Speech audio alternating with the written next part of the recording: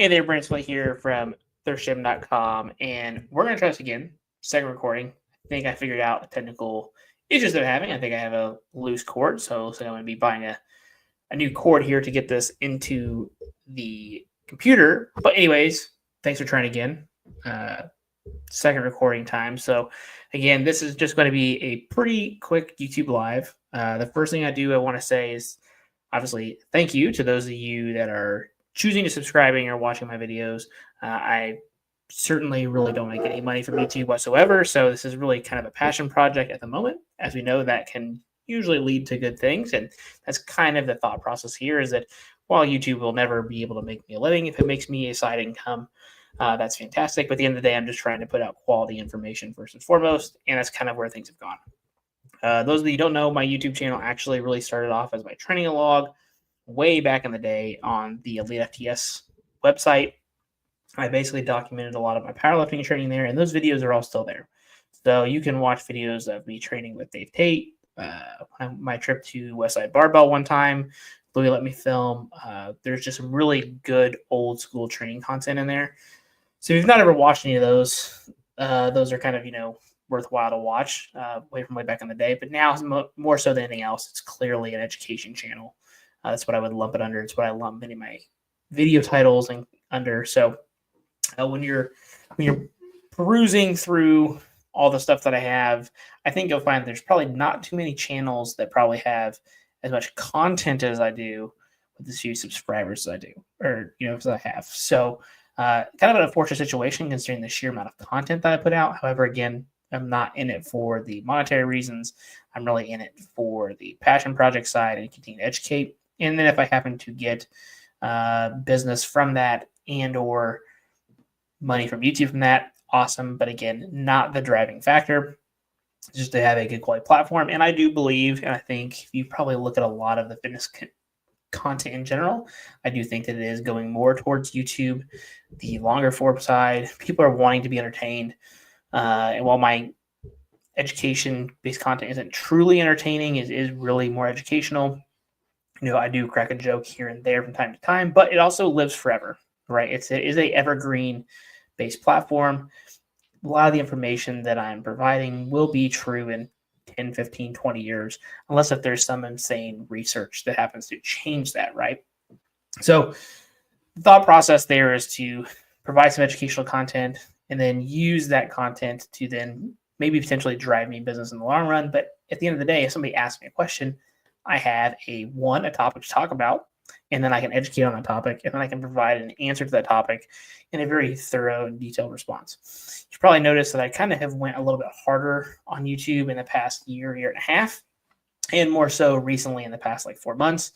I do actually have somebody that edits my videos, at least my long form content, and actually does my thumbnails now, and that has been a blessing in disguise. I wish I would have started that a long time ago. For the sheer fact that, one, the amount of time that I was putting in was not worth it to me, and two, I am not creative. So I'm taking somebody else's expertise and letting them do that for me, which is awesome. So you probably have noticed the uptick in the quality of the content, and while I don't believe that's a driving factor to seeing success on YouTube, many times polished work can get shared a little bit more. It keeps a little bit longer attention time, and that's all things that YouTube likes to see for their lovely algorithm or whatever. So, I don't try to play that game, but I do try to do what is best for you, the viewer. That's really hard to say really fast. So, that's kind of how my YouTube channel has gotten towards being. So now I'm basically putting one good quality long form content out a week. Usually it's on Thursdays. This last video, being the editor, had a little bit of issues with timing and some other things going on. So we moved it over to Friday to kind of give him a little bit more time. But generally speaking, you're going to probably see those on Thursdays. Then everything else, exercise index videos, which are videos that I use whenever I do online training. And it kind of serves as a dual platform in terms that I can, one, you get free education out of it, right? You get to see an exercise that I use with clients and athletes probably on a pretty regular basis. I also put them in online training programs, so it's a good chance that you can see it if you purchase one of those or you work with me online.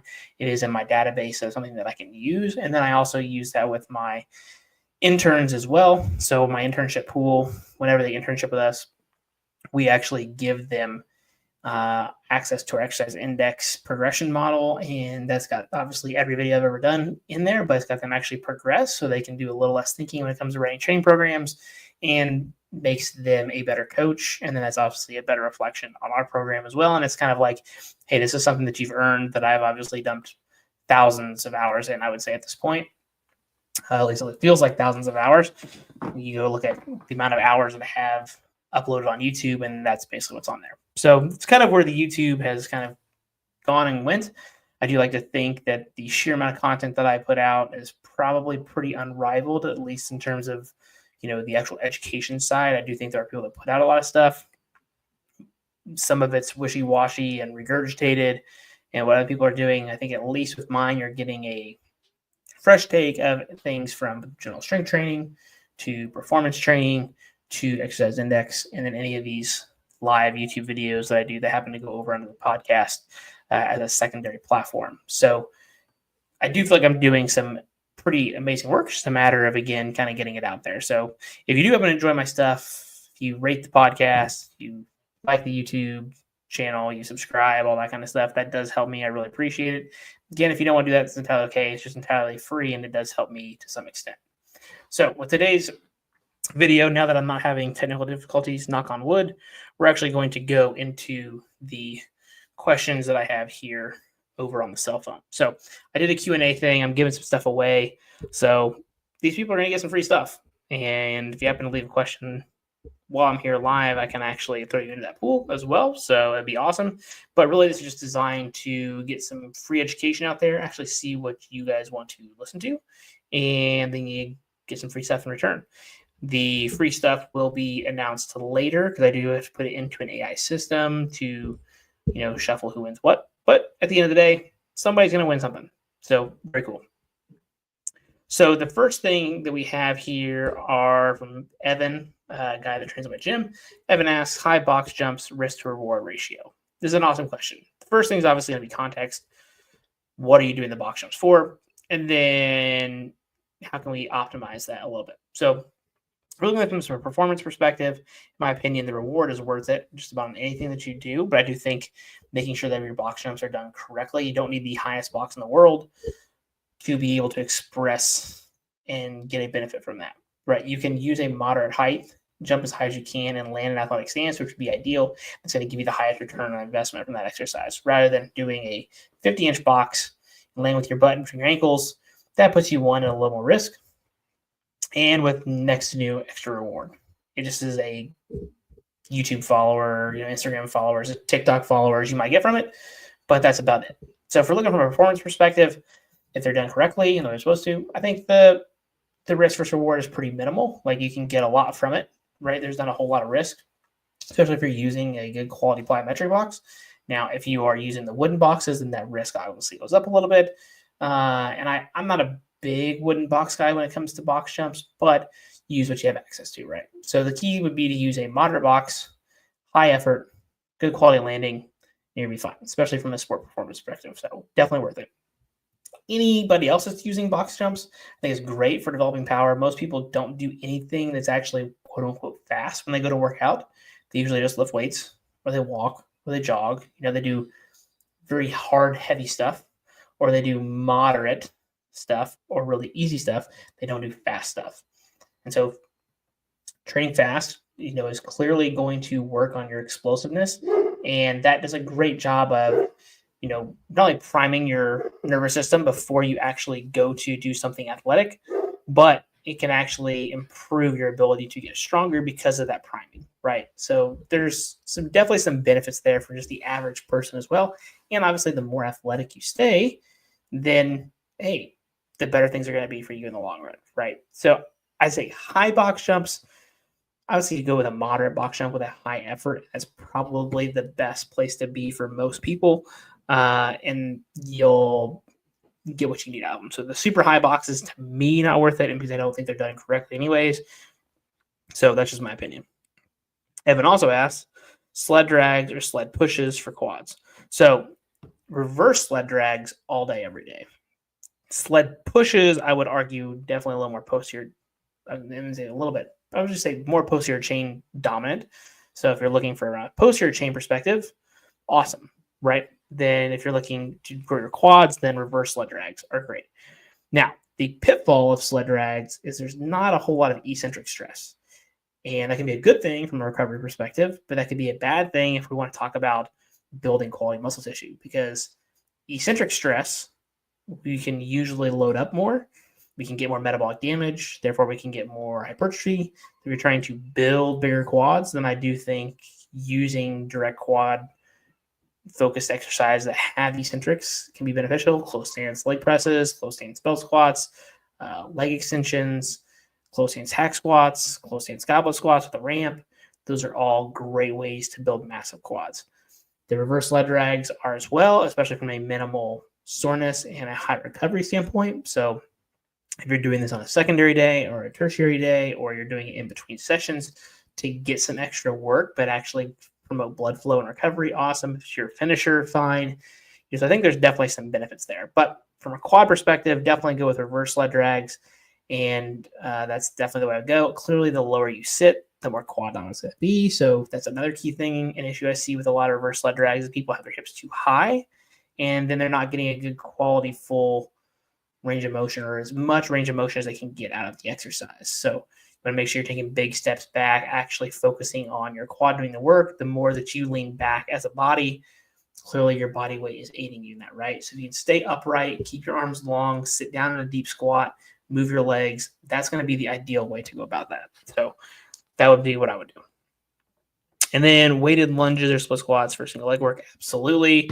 Anybody that's ever done any of my training programs knows that you are going to do lunges, split squats, and single leg work at some point during the week, no matter what. I don't really care what you train for.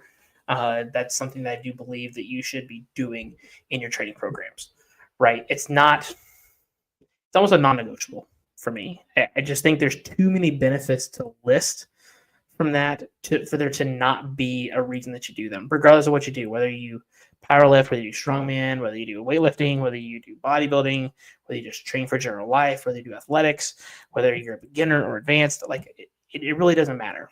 I think it's definitely a must do. Now, how you load them and the variations that you pick, that can all obviously change.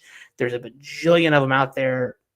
There's a good little segue to check out my exercise index over here on YouTube for just a buttload of them. But I do think it is a non-negotiable answer, right? So I do think that you use single leg work, but also don't forget about your single leg hinges. Don't forget about your lateral lunges. Those are other variations. Again, your goal dependency and what you're trying to do will determine the exercise selection a little bit more. But for the gist of what you're saying, Evan, weighted lunges and split squats for single leg work, absolutely, 100%. Okay, the next one is Zach Perkins, and I actually cut this off, so I'm gonna have to try to guess what he's saying here a little bit, because progression steps for general population nutrition clients. So I'm not throwing the kitchen.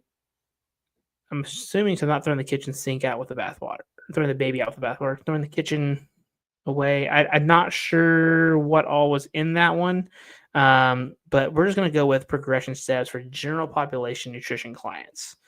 So if you're working with general nutrition clients, I think the way my wife does this is a really good, like, just step system. And I actually have a document from my everyday adult fitness program that I offer a couple times a year. I probably should rerun that. I actually made it basically a 12-week system, and every week you progress on something. And it's not just nutrition, it's lifestyle. So we're talking about reducing stress, increasing steps, increasing sleep, finding ways to veg out, doing fun activities with family. Like, those are things that I think people don't think about, which can actually make nutrition easier. But I would say my first step for most people is to not worry about teaching them how to count calories, but how to look at food with their hand from like precision nutrition and get an idea of what their serving sizes look like. So if you Google precision nutrition, you can find that serving of fat is about the size of your thumb. Serving of carbs is about the cup of your hand. Same thing with usually fruits, about the cup of your hand. The palm is a serving size of meat. And then usually it's going to cover all of your main foods because you got cups, hands, thumbs. Easiest way to do it. Fists sometimes I think is another one they may use for like carbohydrates, like a potato or something. So that would be the first thing I would teach them. And so when they go to put something on their plate, they can just track that in their phone as, okay, I had a serving of fat, I had a serving of carbs, I had a serving of protein. Okay, that's one easy way to track without having to build scale, without having to count calories. But you as a coach could then say, okay, well, I want to get them around 2,000 calories a day because they're currently eating, say, 2,500. So we're going to be a little aggressive early on. They're just eating way too much. We're going to pull their food down a little bit. Fine. You can then estimate, okay, well, one serving of fat is approximately this many calories, yada, yada, yada. You can figure out with rough estimates what's going to be around 2,000. I say around 2,000 plus or minus 100, 200 calories on either side. Okay. So that would be one thing you can do. The next thing that I try to recommend for general population people is eating one fruit and one vegetable every single day. And that's usually obviously not the recommendation from the FDA, and what most people would say is not enough fruits and vegetables. But chances are if somebody's coming to you for nutrition coaching, they probably get 0 of both. So if you make something very obtainable for most people, they say, I can probably find a way to eat one fruit and one vegetable a day. Always eat the vegetable at dinner, eat the fruit either at lunch or at breakfast, and you're getting them to eat more fiber, and you're getting them to get more micronutrients. So they're probably going to feel fuller for longer, and we know they're actually getting some quality food in their system to actually improve the way they feel, right? So that would be another step. The next one's then to think about protein. Okay, well, we want to try to get around our body weight in terms of protein, or 80, 90% of that. Again, if they understand the serving size thing, then you can say, hey, we need to get this many servings of meat. Or if they're non-meat eaters, help them figure out how to get to that level, right? So for a lot of people, they're under eating on their protein, whether they're exercising or not. So if you get them to eat a couple fruits and vegetables, you give them some serving size recommendations just to try to ballpark and get them to eat less. And then you get their protein intake up. For most people, that's at least going to get them to start to lose weight. For most people. Okay, because they're going to feel fuller, they're going to have more energy, which means they have energy, they're moving more, so their NEAT goes up. If they happen to start exercising to any degree, then you have that's going to be there. They're actually going to recover from what they're doing, right? There's a lot of things that start snowballing from there. Then you can start going down into the weeds. Okay, let's pull carbohydrates. Let's maybe do some peri-workout nutrition to get a little more protein around the workout so we're recovering a little better. Let's try to increase our non-exercise activity, right? So figuring ways to get more steps. Those are usually the things that start to snowball afterwards. So for me, educate on serving sizes, give them a good ballpark of serving sizes. For me, when I go to work with people, I usually recommend 12 to 13 calories per pound is what they want to get to within reason. So if they're 200 pounds, they want to get to 180, then we take 13 times 180, get them to what they want to be, 12 times 180. And now I've got a range that I want to try to get them to, and then I break down the serving sizes. And now we got the serving size recommendations. Now I can actually do the coaching aspect of this is what it looks like. Here's some example foods, right? You don't have to pigeonhole. Hey, it's okay to have regular food sporadically. Me and my wife use what's called life meals. So we do it once a week, or we just pick one meal. We don't even care what it is. What are we craving? What do we want? That we can spend time together and do it, and we just enjoy it. And then we go back to eating healthy for pretty much the rest of the week, for the most part, right? We might have a little bit of ice cream this one night, or we might have, a cookie or two at dinner this one night. But for the most part, I'm still having meat, fruits, vegetables, rice, oatmeal, like the major foods.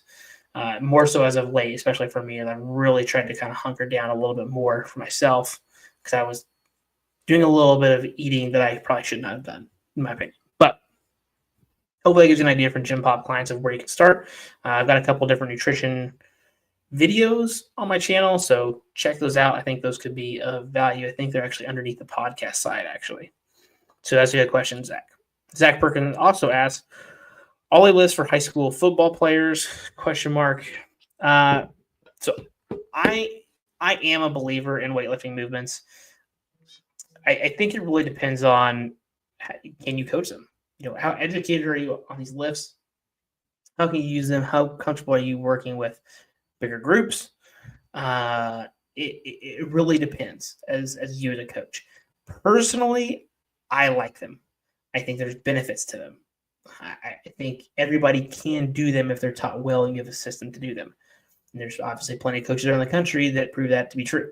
There's also plenty of plenty of coaches around the country that have no idea what they're doing, and they're trying to implement it, and it's going very negatively, right? So you've got a couple different camps there, and that's usually what you'll see. I mean, it's usually a pretty hard divide, right? If you're in the strength and conditioning world, you know it's either weightlifting is a waste of time or weightlifting is the best thing since sliced bread.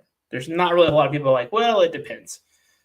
I actually fall a little bit in the depends because if I got a program from day one, I want to get to the weightlifting movements, but I don't know what these kids do or don't know. So we might start with high pulls, the first couple months to get things right, and then we do everything else through plyometrics and trap bar jumps to still get progress, and then move on. Okay, and then as the time goes, then you can actually start implementing the full lifts and get them actually involved in it. You can improve their movement capabilities as well. You don't know what you have. But if you're asking me if I had to say, I got to take I got to pick one side of the road here, I'm going to say yes. I'm pro weightlifting movements. And the reason I say that is because even if you don't like the reception of the barbell and all that kind of stuff, you can still do snatch pulls, clean pulls, high pulls, right? Front squats, overhead squats for warm-ups. Those are all things in the weightlifting world that we know work, and you can see benefits from them. It doesn't mean you have to actually receive the barbell every single time in the snatch and the clean and jerk. And there's even the jerk too. You got the jerks and the push presses, like also great exercises. So why am I not going to use those to aid my football players in a triple extension heavy sport that's contact related? They're beasts, they're monsters. Those hits are taking. I personally go with them. I understand why some people don't, and I'm not going to say they're wrong either. So again, it really depends. But for me, I'm pro weightlifting movements. At the end of the day, anyways, if you had to maybe pick one.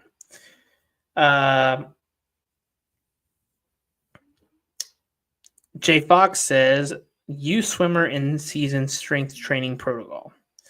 So youth swimmer. Well, I guess it kind of depends on what age youth is, right? To me, youth would be like 12 and under.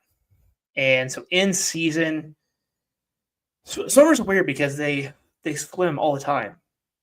And since they swim all the time, the question then becomes, when do they not swim all the time? Because that would be their off season. So if they're used to swimming all the time, you can probably get away with 1 to 2 days a week of strength training for 30 to 45 minutes pretty easily, right? Like it's not going to bang their body up that much at that age. And the earlier they start, the better. So, personally, I'm going to say 1 or twice a week, depending upon what else they got going on their schedule. And then the key here is, and I wouldn't even don't even worry about distances. At that age, I would not worry about distances whatsoever. If you're saying youth, there's a couple primary goals that we have with swimmers. The first is going to be improving the triple extension. All right, they jump off the blocks, they push off the walls. Triple extension is important in that sport. So you are going to want to do general plyometrics, especially considering they're in the water all the time. Those ground reaction forces will be good for their bones, be good for developing their power, their strength, and again, their explosiveness and explosion off the walls. So triple extension-based movements are incredibly important. As you're talking about youth, very simple things, box jumps, depth drops, hurdle hops, things like that. A little bit of maybe lightweighted jumps if they're pretty advanced, but we're talking about youth here. I would keep it all bodyweight stuff. I'd even look at jump rope, jumping jacks, pogo hops, because again, they're not getting those forces from the water. So, or at least not to the degree. So if you build a little bit of tendon elasticity, you build some triple extension, that's going to help with that portion of it. The next part is you got to put some body strength on these kids at this age. So if they can't do push-ups, they got to get to the point where they can do push-ups. So you can do dumbbell bench pressing variations. You can do inverted rows. You can do chest-supported dumbbell rows. Those general rowing patterns and pushing patterns are great. When it comes to if they're a little bit older, something 12, 13, like chin-ups are a fantastic exercise. lat pull downs, any kind of like high row that's going to be very lat dominant is great because they're a very lat dominant sport. And then from there, you got to want to also focus on shoulder stability.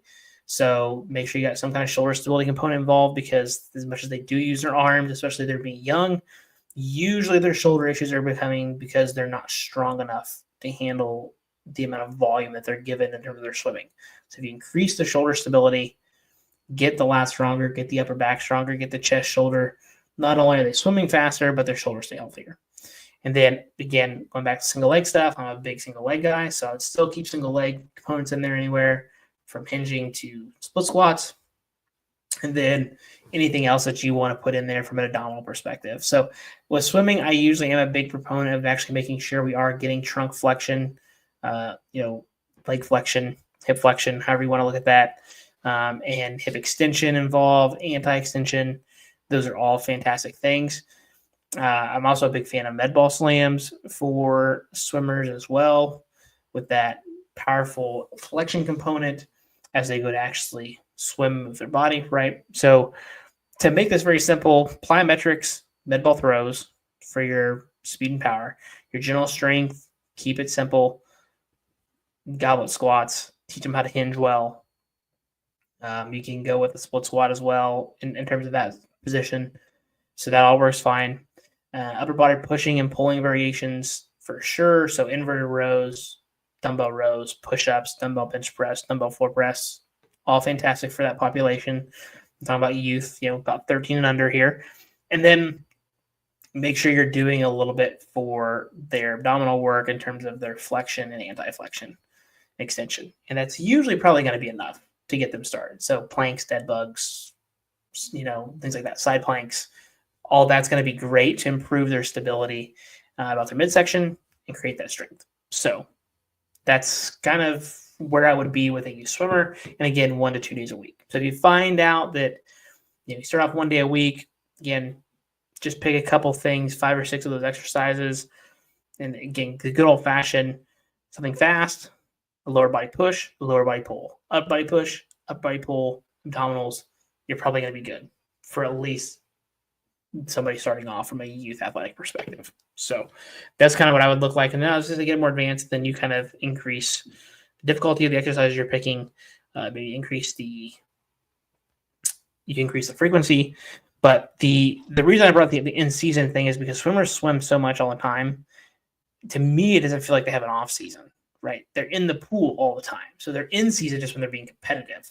So I would say you start off with 1 time a week to introduce it, because they are going to have to use being sore to some extent. The goal is not to be sore, but they will be. If you don't ever lift weights, you start lifting weights, you're going to get sore, right? But then the goal will be to try to get to twice a week. And stay at twice a week all year round. The only thing that's going to change between competitive season and non-competitive season is at kids those ages, really the amount of explosive-based work that you give them and decreasing the volume during the end season. That's it. Like, just knock 1 or 2 sets off of things here and there. You're going to naturally decrease your volume. They're going to be a little more recovered to do their things. So I think people overcomplicate in-season and out-of-season training. It literally comes down to just less volume and keeping the intensity high. And the way to decrease volume, the easiest way to do it is to decrease sets. It automatically takes care of a lot of that. There's nothing wrong with training at hypertrophy ranges. That drives me absolutely nuts. We shouldn't do split squats for 8 to 10 in season because they'll be sore. No, if you've been doing them all year round, you'll be fine, right? We just need to decrease the volume amount of them we're doing them. So if we're doing 4 sets of 10 during the off season, let's do 2 sets of 10 or 2 sets of 8, right? We can still push the exercise. We can still get the adaptations. We just don't have to push as much workload because we're getting workload elsewhere. But we can still try to build and maintain muscle mass during the season. Now, your strength stuff, I do think, changes a little bit because you push loads a little bit heavier. You try to get the intensities a little bit higher. You work up to 1 top set. Your plyometrics, you need to think about it. But, But I think that's about all that you really do there. So that's all the questions I had. So, again, I want to say thanks to those of you that have subscribed, those of you that comment, those of you that like, those of you that share. If you do any of that stuff, I really genuinely appreciate it. It's something you don't have to do, and it does help me as a channel. And as the channel grows, I have gotten a little more motivated to do stuff. But at the same time, like, it has been a very slow growth. It really has. I think I'm now at the point where I see on average about a subscriber and a half a day. It's kind of like my average. At least for the past month, I'm usually seeing about 60 subscribers every 28 days. So, I'm right around 2 a day. Or that's what I've been trending at lately. So people are finding me slowly and steady. So if you do share my stuff, again, I really appreciate it. And if it's helped you, if you leave me a comment or hit that like button, and then make sure you subscribe. Those are all little things that help me as a channel. And I will reach out to you once I get these drawings done from the questions. I was really hoping to get about 10 questions. And so I'm kind of disappointed on that front that I only got 6. So if you submit a question, you're getting something cool. And we'll do another one of these, honestly, at 7,500, and then again at 10,000. My goal for 2025 was to try to hit 10,000 subscribers. So I'm halfway there. It's only March, so the way things compound when people watch your videos and things can really maybe take off. And again, with today's day and age, it just takes one video so you really see a big, massive jump, right? So you never know till you hit publish, you hit record, and that's kind of been my motto and go-to here is just press publish and just start recording, and people will find it useful or they don't find it useful. So if you found it useful, always let me know. I try to answer every single comment because, again, I really appreciate you for doing this. Again, thanks again for 5,000. If you left a question, again, I really appreciate you, and I'm showing you I appreciate you by giving you some free stuff. If you happen to join the other recording that failed, again, I found hiccup, so hopefully that doesn't happen anymore. I think I got it figured out. It's been the first time that's given me issues ever, so I think I may need a new cord in the future, as I mentioned. But yeah, so that's where I'm going to wrap it up. I hope you enjoy your weekend. It's March.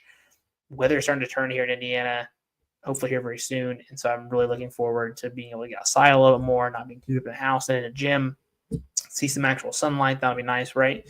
So, again, if you tuned in, thanks again. I really appreciate it. And I'll make sure I'll keep you updated on when the next live recording will be. It'll be in probably about 1 to 2 weeks. I just got to look ahead of my schedule and make sure my Sundays are in the clear. So I kind of had to bounce this time around when I hope to do 11 a.m. And mom's not feeling good, and baby was a little cranky this morning. And I personally did not want to have to hold a baby during a recording, right? So, thanks again. Appreciate it for the 5K, and I'm looking forward to hitting the next milestone at 7,500. I'll see you at the next video.